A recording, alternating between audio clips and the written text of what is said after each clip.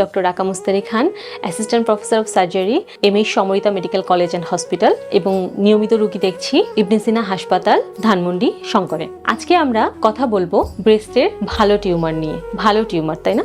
শুনতেই কেমন যেন লাগছে। ভালো টিউমার মানে হচ্ছে ফাইব্রো অ্যাডিনোমা, যেটাকে আমরা বলি ক্যান্সার ছাড়া যে টিউমারটা বা ক্যান্সারের জীবাণু ছাড়া যে টিউমারটা হয় ব্রেস্টে, সেটাকে আমরা বলি ফাইব্রো অ্যাডিনোমা। তো আসুন আমরা আজকে জানি ফাইব্রো অ্যাডিনোমা এই অসুখটা ব্রেস্টে বা স্তনে হলে কি কি উপসর্গ নিয়ে রোগীরা আমাদের কাছে আসতে পারে এবং এর চিকিৎসাই বা আমরা কিভাবে করি এবং এর চিকিৎসা করতে গিয়ে রোগীরা কি কি সমস্যার সম্মুখীন হয়ে থাকেন সেগুলো নিয়ে আমরা আজকে আলোচনা করব। Fibro adenoma it is a benign lump of breast, বা এটা একটা বিনাইন টিউমার যার মধ্যে ক্যান্সারের কোনো উপসর্গ বা জীবাণু, যেটা আমরা সাধারণ ভাষায় বুঝে থাকি, থাকে না। এটি ব্রেস্ট বা স্তনের নর্মাল যে টিস্যুগুলো আছে বা কোষগুলো আছে সেগুলোরই থেকে হয়ে থাকে একটা ক্যান্সারবিহীন চাকা। এই ফাইব্রো অ্যাডিনোমাটা সাধারণত ইয়াং ফিমেল বা 15 থেকে 25 বছর বয়সের যে মেয়েরা আছে এদের বেশি হয়ে থাকে এবং পেশেন্ট সাধারণত খেয়াল করে ব্যথাহীন একটি চাকা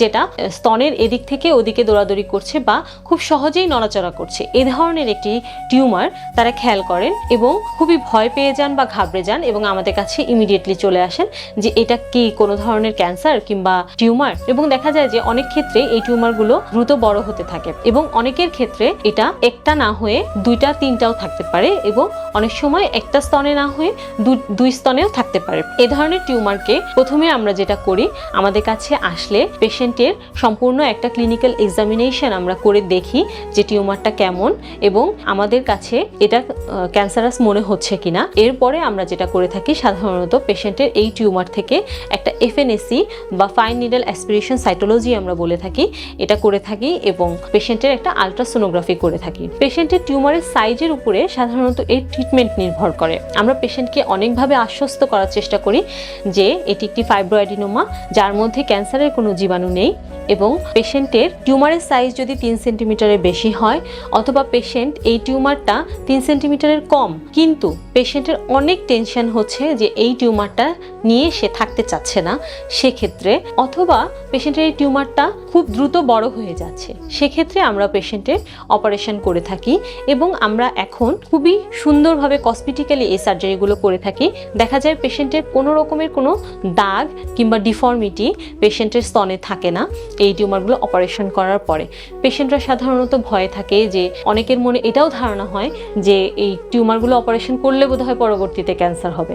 আসলে ব্যাপারটা সেরকম কিছুই না। আমরা টিউমারটা প্রথমে তো FNAC করেই নিই যে এর মধ্যে ক্যান্সারের কোনো জীবাণু আছে কিনা।